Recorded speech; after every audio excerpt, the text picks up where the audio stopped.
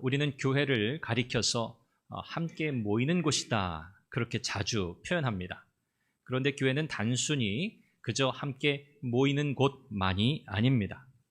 우리는 모여서 예배를 드리죠. 말씀을 듣습니다. 기도합니다. 또 봉사합니다. 오늘 우리가 이 교회 안에 모여서 함께 행하는 모든 일을 통해서 과연 궁극적으로 어떤 목적을 향해 가고 있는가? 왜 우리는 그러한 일들을 하고 있는가라는 분명한 사실을 알고 우리가 함께 모여야 합니다. 성경은 우리가 함께 모이는 이 교회, 신앙 공동체, 이 교회는 유기적인 공동체여서 이 공동체는 생명을 공유하고, 그래서 이 생명을 통해서 함께 그 몸을 세워가는 공동체라고 우리에게 말씀하고 있습니다. 그래서 교회는 함께 서가는, 세워져 가는 공동체라고 말할 수 있습니다. 그런데 그냥 모인다고 해서 그냥 자연스럽게 세워지는 것은 아닙니다. 모이는 것은 너무 중요하고 모여야 하는데, 그냥 모여 있다고 해서 자연스럽게 자동적으로 성장하지 않는다는 말이죠. 같은 공간 안에 있다고, 같은 공간에서 예배를 드린다고 해서 오늘 우리의 삶이 서로 나누어지진 않습니다. 그저 우리가 한 개인이 이 예배당에 와서 예배 자리에 앉아서 예배하는 그것만으로는 진정한 의미의 한 몸된 교회 공동체를 경험하기 어렵다는 거죠. 오늘 많은 사람들이 외롭다 합니다. 정말 이 시대처럼 얼마나 누릴 것들이 많습니까? 또 우리를 외롭게 하지 않으려고 얼마나 많은 다양한 소위 컨텐츠라고 하죠. 온라인상에 볼거리들이 얼마나 많습니까?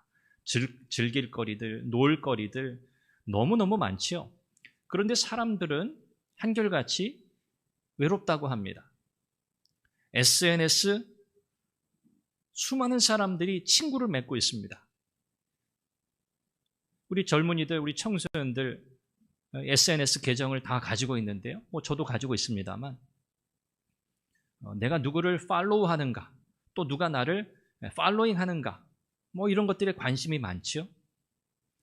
잘 알든 모르든 수많은 사람들과 연결되어 있는 그런 시대를 살아가면서도 우리는 여전히 외롭다고 이야기하고 있습니다.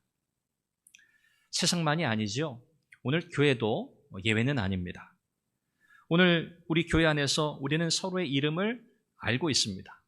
거의 다 알고 계시죠. 또 직분도 알고 있습니다. 또 이분이 어디에서 어떤 사역팀으로 또 어떤 부서에서 또 섬기고 있구나, 이런 것들도 우리가 알 수 있습니다. 그런데 정작 우리가 알아야 할 것들, 우리는 그것을 과연 알고 있을까요? 우리가 알아야 할 것들이 뭘까요? 우리는 서로의 삶 속에 베푸시는 하나님의 은혜에 대해서 잘 알고 있습니까? 서로의 연약함을 우리는 완전하게 나눌 수 있습니까? 누군가의 믿음이 무너질 때 우리는 그 지체를 붙들어 줄 수 있습니까? 우리가 정작 붙들어야 할 것들, 우리가 정작 나누어야 할 것들을 나누고 있지 못한 채 우리는 그저 겉보기에 함께 모여 있다는 사실만으로 만족해서는 안 된다는 거죠. 오늘 그래서 본문에서 사도 바울은 교회를 설명할 때 교회는 어떤 조직이라고 설명하지 않습니다. 어떤 기관이라고 설명하지 않습니다. 교회는 몸이라고 설명하고 있습니다. 몸이기 때문에 머리가 있지요. 머리는 그리스도십니다. 머리는 그리스도, 몸은 그 그리스도께 연결된 각 지체들이라고 설명합니다. 그래서 서로 결합되어 있고요. 연결되어서 온 몸을 함께 세운다 말씀합니다. 그리고 이 온 몸이 건강하게 잘 자라가는 그 핵심 요소가 무엇인가? 바로 사랑이라고 이야기하고 있습니다. 오늘 본문을 통해서 세 가지로 함께 서가는 교회는 어떤 교회인가? 라는 그 의미를 생각해 보려고 합니다. 첫 번째는 받은 은혜에 합당하게 사는 공동체라는 점에서 살펴보고요. 두 번째는 서로의 다름을 하나님이 주신 은혜의 선물로 받아들이는 공동체라는 관점에서 살펴보고, 마지막 세 번째는 사랑 안에서 그리스도에게까지 자라가는 공동체라는 이 내용으로 말씀을 나누려고 합니다. 우선 함께 서가는 교회는 하나님께서 우리에게 베푸신 그 은혜를 알고 그 은혜에 합당하게 살아가는 공동체여야 한다는 것입니다. 오늘 말씀 1절에 보면 그러므로 주 안에 갇힌 내가 너희를 권하노니 이렇게 시작합니다. 여기 그러므로라고 하는 이 표현이죠. 이 그러므로라고 하는 표현은 앞서 에베소서 1장부터 3장까지 했던 내용의 종합입니다. 그 앞에 언급된 내용이 무엇이냐면 하나님의 은혜입니다. 하나님께서 여러분들에게 어떤 은혜를 베푸셨는지 그 내용에 대해서 1장부터 3장까지 쭉 설명했습니다. 그리고 이제 4장을 시작하면서 그러므로 이렇게 시작하는 거죠. 하나님께서 우리에게 은혜를 베푸셨으니 그러므로 이렇게 연결되고 있는 겁니다. 그래서 우리는 중요한 원리를 발견하게 되죠. 오늘 에베소 4장부터 이어지는 마지막 6장까지의 내용은 다름 아닌 은혜 받은 사람들이 어떻게 살아야 하는가를 말씀한다는 거고요. 먼저 은혜, 그 다음이 은혜 받은 자의 삶이라고 하는 중요한 순서를 우리에게 가르쳐 줍니다. 은혜가 먼저고 은혜 받은 자의 삶이 뒤따라오는 거죠. 복음이 먼저고 그 다음이 복음에 합당한 삶, 윤리적인 삶입니다. 먼저 하나님께서 하신 일이 있고요. 그 다음에 우리가 살아갈 길이 제시되고 있습니다. 이것이 우리의 신앙생활의 중요한 원리이자 질서입니다. 은혜, 복음, 하나님이 하신 일이 먼저예요. 그리고 그 하나님의 은혜에 대한 반응으로서의 우리의 삶, 이것이 그 뒤에 따라가는 겁니다. 우리가 순종해서 은혜를 받았나요? 아닙니다. 하나님이 은혜를 주셨기 때문에 우리는 순종할 수 있게 되었습니다. 우리가 공동체를 잘 이루어 놓았기 때문에 우리가 하나님의 백성이 되는 건가요? 아닙니다. 하나님께서 저와 여러분들을 그리스도 안에서 불러 이곳에 모으셨기 때문에 우리는 신앙 공동체가 되는 겁니다. 그래서 바울은 부르심을 받은 일에 합당하게 행하라라고 권면하고 있습니다. 여기 합당하게라고 하는 이 헬라 단어 악시오스라고 하는 이 단어인데 원래 이 단어는 저울의 균형을 맞춘다 그런 의미를 가지고 있습니다. 한쪽으로 기우는 게 아니에요. 한쪽에는 하나님의 은혜가 놓여 있고요. 다른 한쪽에는 그 은혜 받은 자의 합당한 삶이 놓여 있습니다. 그래서 이 저울의 균형을 맞추는 거예요. 이게 합당하게 악시오스라고 하는 그 단어의 의미입니다. 다시 말하면 은혜 받은 자의 삶을 살아라 그 말이죠. 은혜 받은 자답게 살아가라. 이 말을 오해해서 하나님께 받은 것만큼 갚아라 이렇게 오해해서는 안 됩니다. 하나님이 베푸신 은혜를 우리가 갚을 수 있습니까? 없습니까? 없어요. 하나님의 은혜를 우리는 갚을 능력이 없습니다. 불가능합니다. 십자가의 사랑? 그 누가 보상할 수 있겠습니까? 나를 위해서 십자가에 대신 죽어주셨으니 거기에 대한 값을 내가 이렇게 보상하겠습니다 라고 말할 수 있는 사람이 누가 있겠습니까? 그래서 여기 합당하게 행하라고 하는 이 말씀은요, 하나님의 은혜를 받은 자, 은혜에 어울리는 사람으로 살아가라는 그런 뜻입니다. 자, 그러면 이런 하나님의 은혜를 받은 자의 삶, 과연 어떤 삶일까요? 이어지는 2절에서 바울이 이렇게 말합니다. 모든 겸손과 온유로 하고 오래 참음으로 사랑 가운데서 서로 용납하고 그랬습니다. 은혜 받은 자의 삶의 중요한 특징으로 사도 바울이 먼저 언급하는 게 뭐죠? 어떤 성과, 어떤 결과, 어떤 능력, 프로그램 이런 게 아닙니다. 가장 먼저 바울이 언급하고 있는 것은요, 바로 우리의 성품에 관한 것들입니다. 겸손, 온유, 오래 참음, 사랑, 용납. 왜 그렇죠? 교회는 한마디로 은혜 받은 자들의 공동체, 죄인들의 공동체이기 때문에 그렇습니다. 저와 여러분들은 완벽한 사람들이 아닙니다. 완전한 자도 아닙니다. 우리는 모두 죄인입니다. 과거에도 죄인이었고 여전히 우리는 죄인입니다. 그런 우리를 하나님께서 은혜로 우리의 죄를 용서하시고 하나님의 자녀 삼아 주신 거죠. 그래서 이 교회 공동체 안에는 반드시 연약함이 있고요. 미숙함이 있고요. 또 상처도 있고 또 오해도 있습니다. 이 교회는 그런 곳이에요. 우리가 교회를 생각할 때 여러분 이상적으로 교회를 생각하시면 크게 실망하실 거예요. 어떻게 저런 말을 할 수 있지? 목사님이 어떻게 저런 말을 할 수 있지? 저런 말이 무슨 말인지 모르겠지만 저런 말도 할 수 있습니다. 그게 연약한 거예요. 또 미숙한 부분도 있어요. 다른 이들에게 상처를 줄 수도 있습니다. 의도했든 의도하지 않든 받아들이는 사람들이 상처를 받을 수 있습니다. 그런 곳이 바로 교회예요. 교회는 완벽한 사람들의 모임이 아닙니다. 교회는 사랑이 많아야 하는데 왜 저 사람은 그럴까? 왜 이 교회는 사랑이 없을까? 이런 이야기도 많이 들어봤던 것 같아요. 옛날에. 교회는 거룩해야 하는데 왜 교회가 이렇지? 물론 교회는 거룩해야 하지요. 그러나 거룩이라고 하는 것이 약함이 전혀 없는 상태를 거룩이라고 말하지 않아요.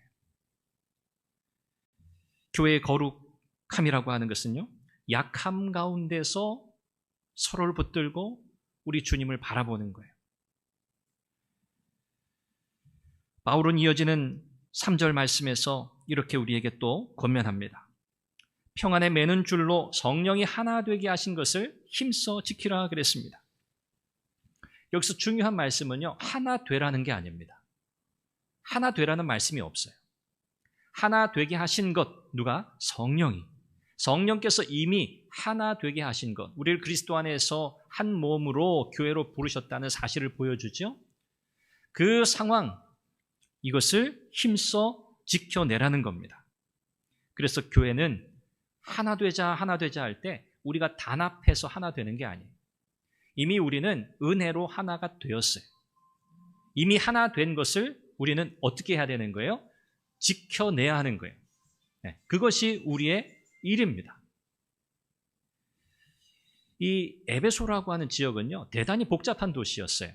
역사적인 배경을 보면 이 도시는 우상 숭배가 아주 팽배했던 도시이기도 하지만 유대인들이 살고 있었고 또 이방인들도 함께 살고 있었어요. 그러니까 유대인과 이방인들이 함께 섞여 있는 그런 도시였습니다. 에베소 교회도 마찬가지입니다. 유대인들 중에 회심한 자들, 또 이방인들 중에 회심하고 예수님을 믿은 사람들이 함께 섞여 있는 공동체였습니다. 원래는 함께 할 수 없던 사람들이잖아요. 유대인들은 이방인들과 상종하지 않거든요. 그런데 교회 안에 그들이 함께 묶여 있었습니다. 문화도 다르고 종교적 배경도 다르고 생활 방식도 전혀 달랐습니다. 그러나 그들을 하나로 묶어준 유일한 수단, 바로 예수 그리스도의 십자가였습니다. 막힌 담을 모두 다 허무시고 이제 그리스도 안에서 한 새 사람을 만드신 새로운 공동체를 만들어주신 하나님의 은혜였습니다. 그래서 에베소 4장에서 말하고 있는 이 하나됨을 이루어간다고 할 때 이 하나됨이라고 하는 것은 단순히 어떤 인간 관계에서의 조화로운 상태를 유지하라는 그런 의미가 아닙니다. 우리가 하나 된 것, 이것은 예수 그리스도의 십자가로 말미암아 우리의 삶에 이루어진 새 창조의 역사라는 사실을 기억하라는 겁니다. 이것이 은혜의 역사라는 거죠. 그래서 우리는 교회를 동호회처럼 생각하지 않습니다. 취미 생활하는 곳이 아닙니다. 마음 맞는 사람들, 성격 잘 맞는 사람들만 모이는 곳이 아닙니다.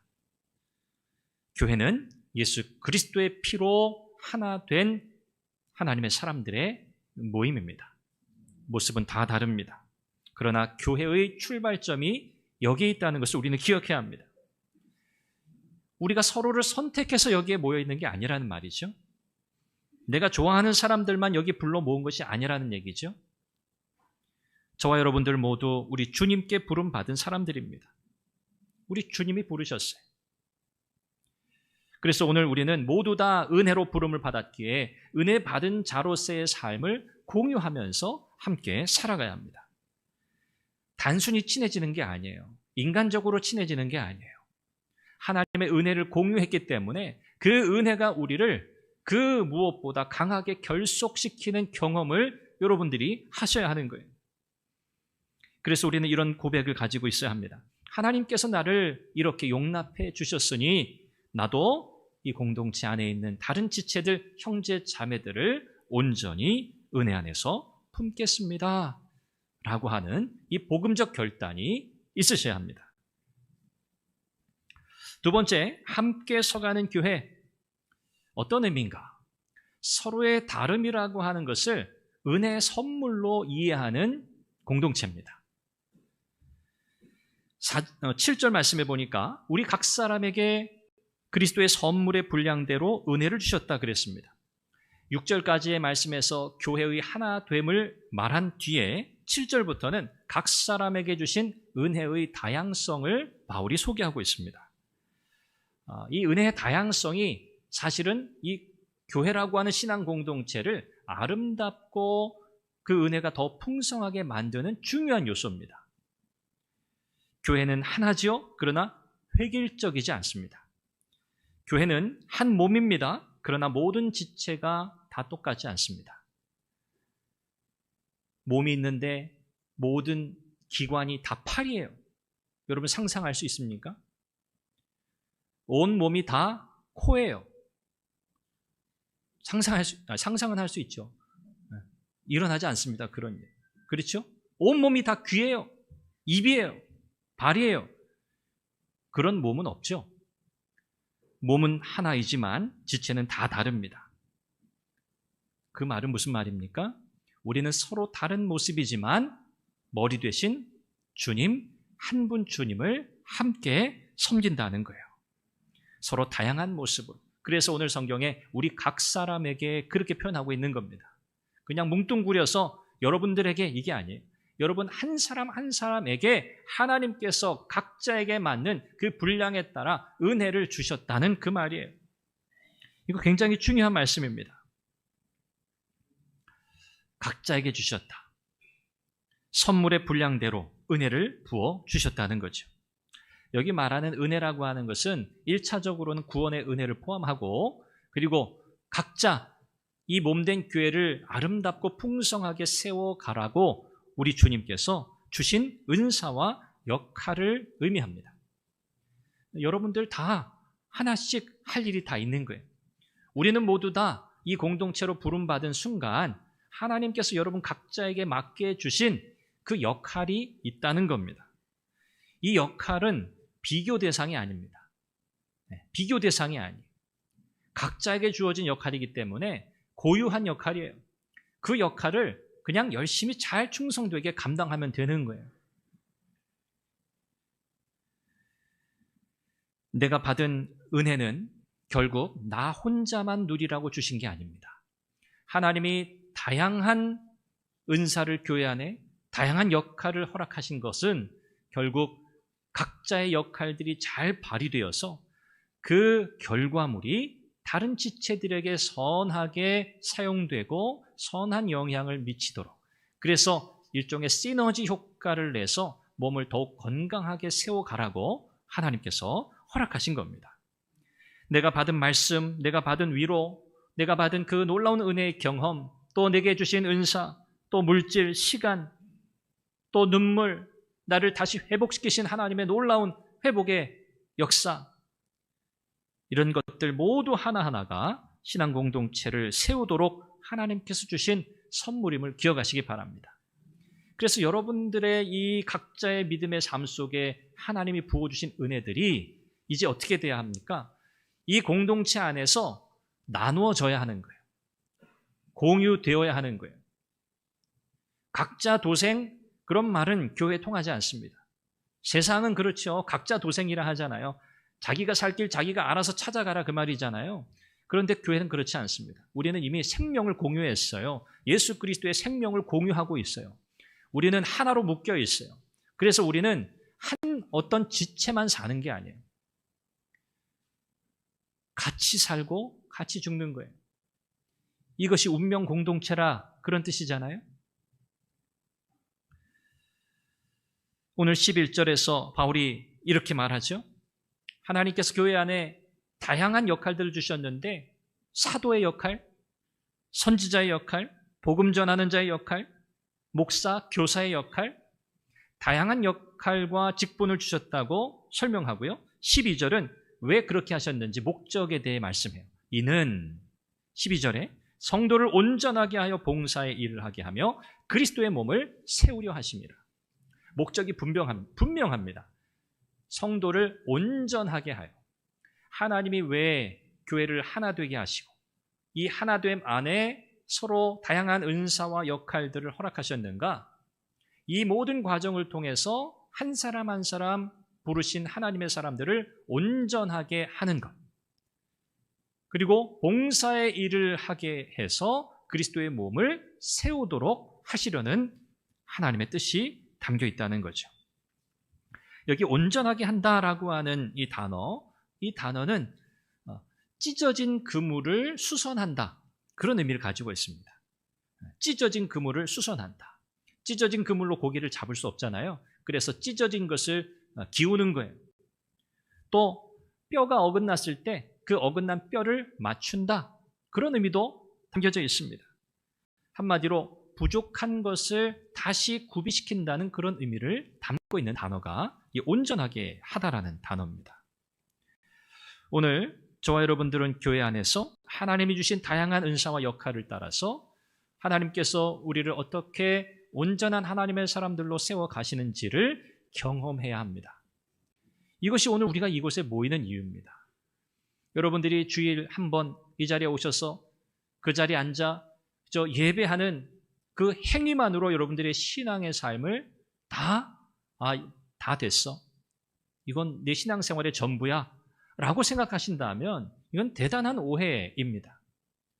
우리는 이곳에 모이는 것으로 시작해서 하나님의 은혜를 이제 우리 신앙 공동체 안에 다른 지체들과 더불어 나누고 또 서로의 삶을 공유하며 때로 함께 울고 또 웃으며 함께 주신 사명을 격려하고 지지하면서 이 교회를 더 건강하게 세워가야 할 막중한 사명과 책임을 받았다는 사실을 여러분 기억하시기를 바랍니다. 몸이 그렇습니다. 각 기관이 역할을 제대로 감당해야 건강하다 그렇게 말하는 것처럼 교회도 마찬가지입니다. 저는 제 역할이 있고요. 장로님들은 장로님들의 역할, 권사님의 역할, 집사님들의 역할, 또 교사로서의 역할, 셀 리더로서의 역할, 또 우리 주일학교에 속한 각각 우리 어린아이들은 어린아이들로서, 청소년들은 청소년, 청년들, 찬양팀, 찬양대, 또 방송으로, 영상으로 섬기는 모든 일들, 이 모든 일들을 통해서 지금 우리는 세워져 가고 있는 겁니다. 세워져 가고 있어요. 마지막 세 번째는요, 함께 서간다는 의미는 뭘까?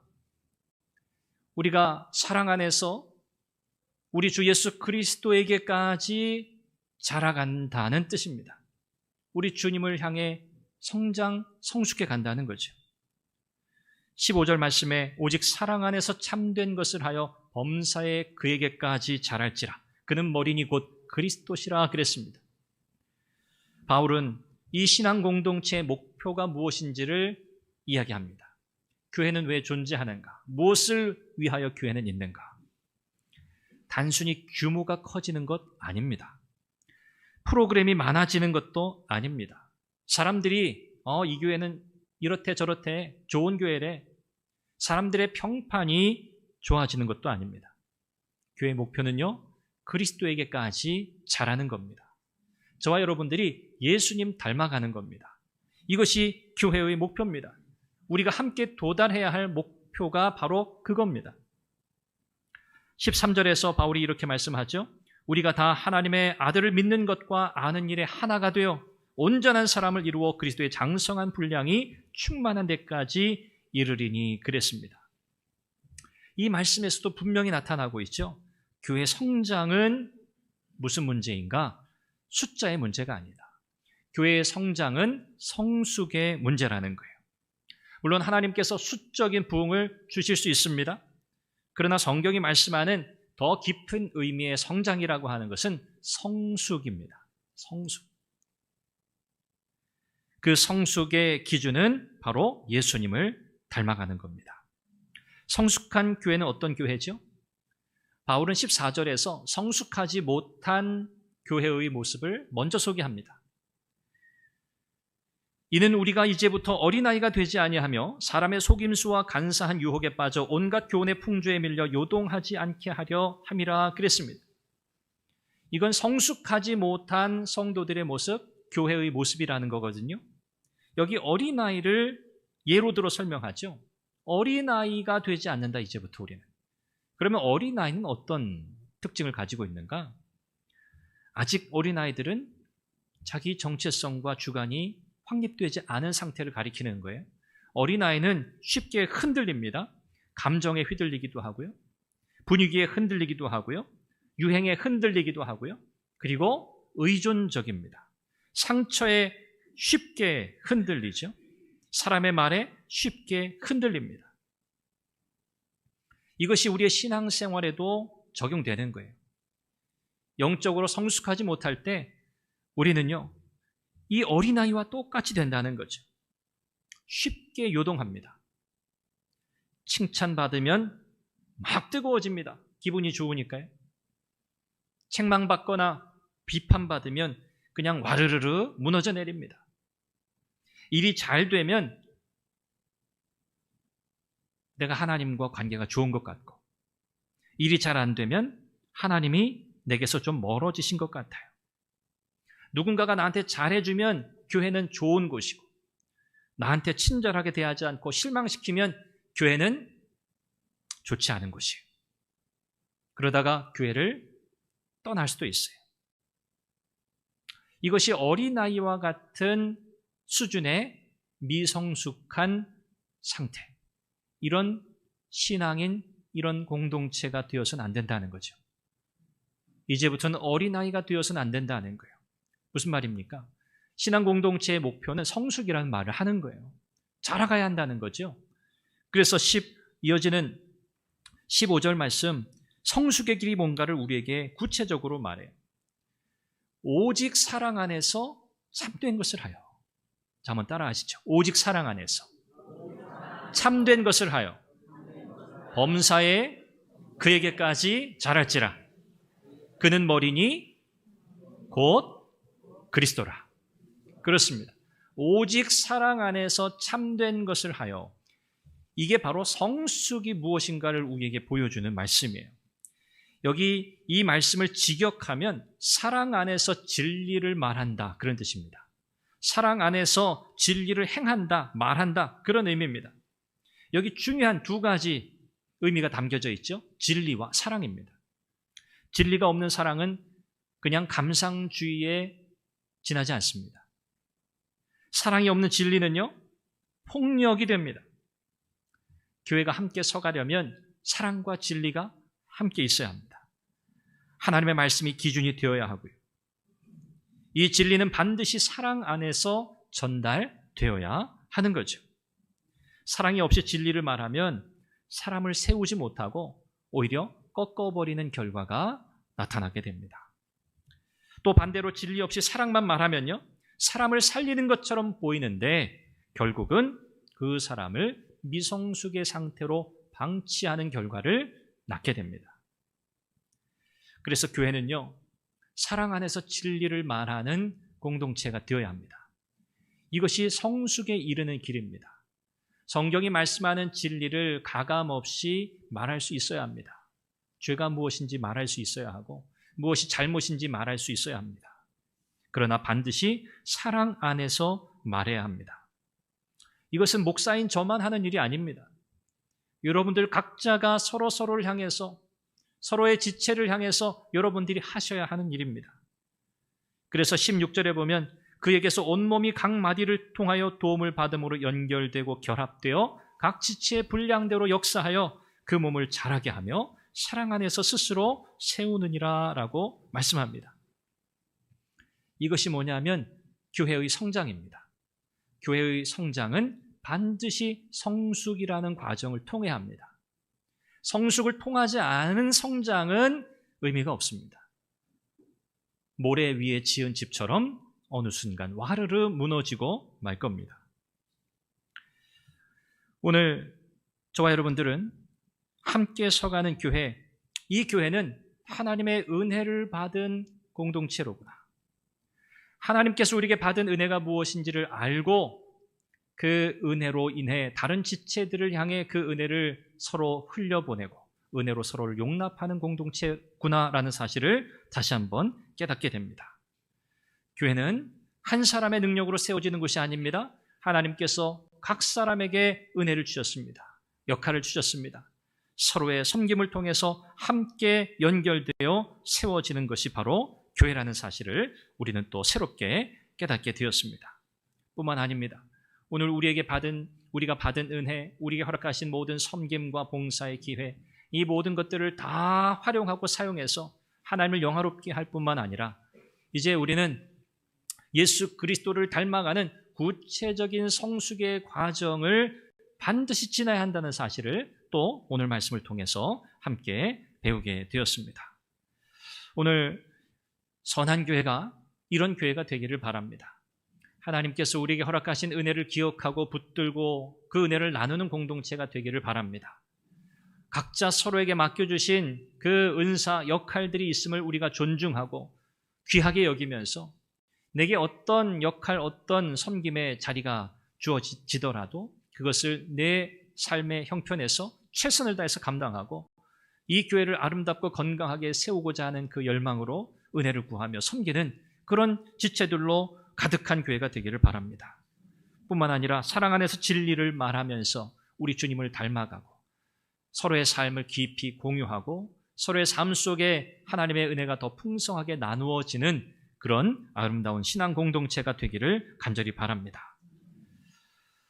함께 서가는 교회, 이것은 우리 주님께서 본래 의도하신 교회의 모습입니다. 오늘 저와 여러분들도 이런 교회를 세우기 위해서 힘쓰고 함께 기도하며 이 사명 잘 감당할 수 있기를 바랍니다. 그래서 우리 교회가 정말 하나님 기쁘시게 하는 교회, 또 우리 모두에게도 참 행복한 교회, 이 세상을 향해서도 하나님의 은혜 역사를 힘있게 드러내는 그런 교회로 세워지기를 주님의 이름으로 축원합니다. 기도하겠습니다. 함께 기도하죠. 하나님, 우리 교회가 이런 교회가 되게 해주십시오. 받은 은혜에 합당하게 서로를 용납하는 교회가 되게 하시고 각자 받은 은혜와 은사를 공동체를 위해 나누는 교회가 되게 하시고 사랑 안에서 진리를 말하며 서로의 삶을 공유하고 예수 그리스도를 닮아가는 교회가 되게 하옵소서.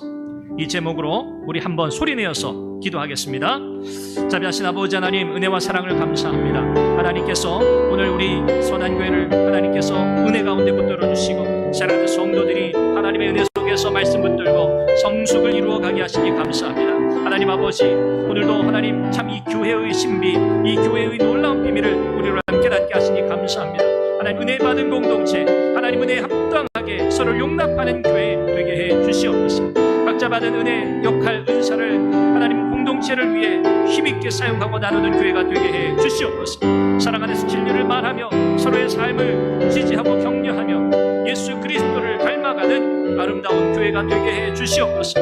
하나님께서 우리에게 허락하신 것 그 무엇이든 하나님 그것을 우리 안에서 하나님 영광을 위해서 복음의 역사를 위해서 아낌없이 드리며 함께 교회를 세워가는 복된 선한 교회 믿음의 공동체가 되게 해 주시옵소서. 사랑하는 성도들의 삶을 은혜 가운데 붙들어 주시고 날마다 은혜로 강건하게 세워 주시옵소서. 하나님 영광을 드러내는 교회가 되게 해 주시옵소서.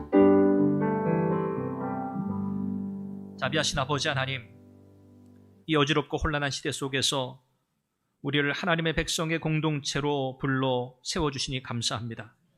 구속받은 하나님의 백성들, 하나님의 전적인 은혜로 모여진 우리들이 그 은혜를 잊지 않게 하시고 그 받은 은혜가 서로를 향해서 힘있게 흘러가고 그 은혜 받은 자의 삶이 공유되는 아름다운 공동체가 되게 해 주옵소서.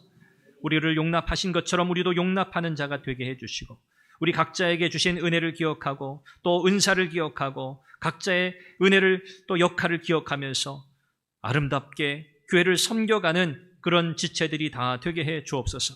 사랑 안에서 진리를 말하게 하시고 서로의 삶을 지지하고 격려하고 세워주면서 우리 주님을 닮아가는 진정한 성숙을 이루어가는 복된 교회가 되게 해 주옵소서. 성숙의 과정을 지나는 성도들로 말미암아 이 교회가 크게 성장하고 하나님의 영광을 드러내게 해 주옵소서. 주께서 허락하신 이 믿음의 여정을 끝까지 신실하게 걸어가는 우리 선한교회 모든 지체들이 다 되게 해 주옵소서. 예수님의 이름으로 기도합니다.